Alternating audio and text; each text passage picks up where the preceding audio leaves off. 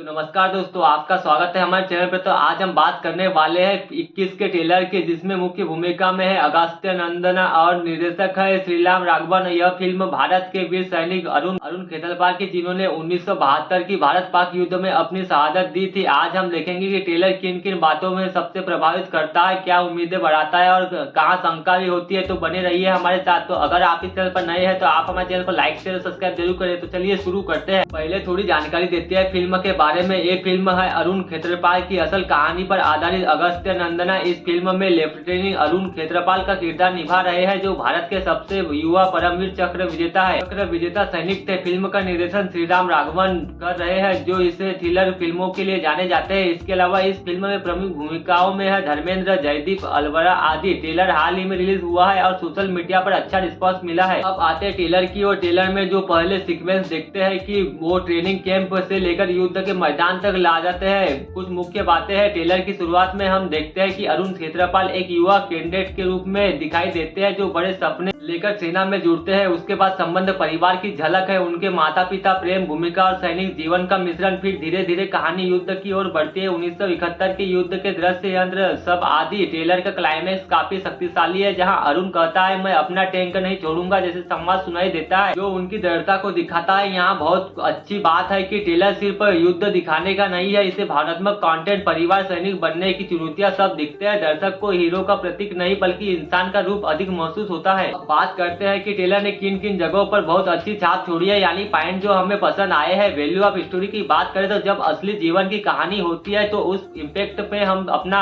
चाहते हैं कि अरुण खेतरपाल की शहादत ने इतिहास लिखा है और इसकी फिल्म बनना अपने आप में विशेष रूप से विशेष है। इसके लिए विजुअल्स की बात करें तो ट्रेलर में युद्ध, सिनेमेटोग्राफी, टैंक दृश्य, युद्ध भूमि का माहौल आदि अच्छे तरह से दिखे है। बात करें कास्टिंग की तो वेतनम, धर्मेंद्र और जयदीप अलवार जैसे कलाकार होने से भरोसा बढ़ता है। अगस्त्य जैसे नए चेहरे के साथ ऐसा गुट बनेगा कि पुराने नए का संतुलन दिखेगा। भावनात्मक स्कोर की बात करें तो सिर्फ युद्ध नहीं बल्कि सच्चे सैनिकों की चुनौतियां, परिवार, देशभक्ति, दृढ़ता, ये सब ट्रेलर में महसूस होती है। हम यह भी देखते हैं कि टोन और ट्रीटमेंट की बात करें तो निर्देशक श्रीराम राघवन का स्वभाव थ्रिलर का है, लेकिन इस फिल्म में उन्होंने सेंस ऑफ ग्रेविटी रखा है। बहुत दिलचस्प लगता है। तो कुल मिलाकर ट्रेलर ने हमें उम्मीद देने का काम किया है, एक प्रेरक भावनात्मक युद्ध ड्रामा की दिशा। लेकिन साथ साथ कुछ ऐसी बातें भी है जहाँ ट्रेलर ने हमें पूरी तरह के साथ नहीं लिया। यहाँ थोड़ी जगह की शंका है, यानी वो पॉइंट जहाँ बातें बेहतर हो सकती थी। आपको बता दें अगस्त्य नंदा एक नया चेहरा है जो काफी किताबों से जुड़ी है, लेकिन ट्रेलर में उनके अनुभव और इसकी वजह में थोड़ा कम करने की गुंजाइश दिखती है। श्रीराम राघवन को थ्रिलर के माहिर माना जाता है, लेकिन युद्ध ड्रामा में उनका फार्मूला कैसे काम करेगा यह अभी अनदेखा है। कुछ रेडिट उपयोगकर्ता ने लिखा है Agastya still looks like 16 times so cosplay as a freedom fighter, zero screen presence. यानी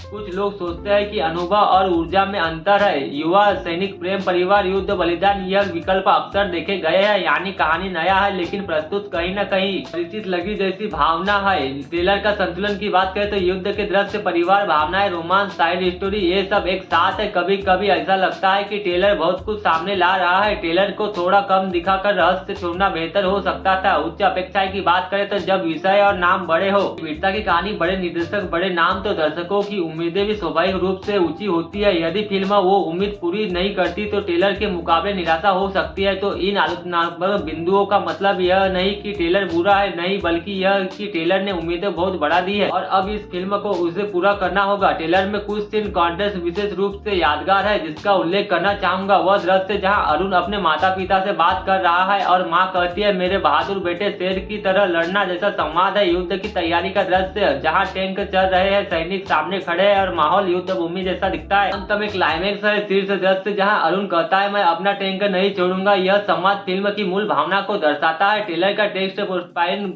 की बात करें तो वो 21 का था, 21 का ही रहेगा, जो शक्तिशाली टैगलाइन है। इन संवादों ने मुझे प्रभावित किया है क्योंकि वे सिर्फ एक्शन पर आधारित नहीं है, उनकी भावना, प्रतिबद्धता और बलिदान है। यदि हम इस पात्र में जुड़ते हैं तो हमें 7 पात्र के पास जुड़ते हैं। अब यह देखते हैं कि आगे फिल्म से क्या उम्मीद बनी है और किन किन प्रश्नों का जवाब हमें फिल्म देखने मिलेगा। रहेगा। हमें चाहिए कि फिल्म सैनिक जीवन की वास्तविकता को दिखाए, सिर्फ हीरोइन मोमेंट्स नहीं बल्कि डर, चुनौतियां, मानसिक दबाव भी। तो दृश्यों का यथार्थ भाव होना चाहिए, सेटअप, टैंक लड़ाई, रणनीति, घायल होने के बाद की हालत आदि। चरित्र विकास, अरुण खेत्रपाल को सिर्फ वीर नायक के रूप में नहीं बल्कि एक युवा के रूप में दिखाना महत्वपूर्ण होगा। भावनात्मक गहराई, परिवार, माता पिता, दोस्तों, साथियों के रिश्ते, भाव, देश सेवा का अर्थ आदि। संतुलन की बात करें तो युद्ध, रोमांस, परिवार, ड्रामा का संतुलित मिश्रण, ताकि फिल्म सिर्फ लड़ाई दृश्यों तक सीमित न हो। क्या फिल्म ये सिनेमेटोग्राफी सचमुच प्रभावशाली होगी? ट्रेलर ने संकेत दिया है, लेकिन पूरी फिल्म में कैसा लगेगा ये अभी पता नहीं चला है। अरुण खेत्रपाल के किरदार को सिर्फ प्रतीक रूप में दिखाएगा या एक संवेदनशील मनुष्य के रूप में? क्या निर्देशन ने युद्धों में मनोरंजन के बजाय संवेदनशीलता और यथार्थ दिखाई है? क्या फिल्म का समय सारणी और कथा प्रवाह मजबूत रहेगा या बड़े स्केल होने के कारण जगह जगह घिसावट होगी? ट्रेलर उस स्तर का दबाव बनाया है,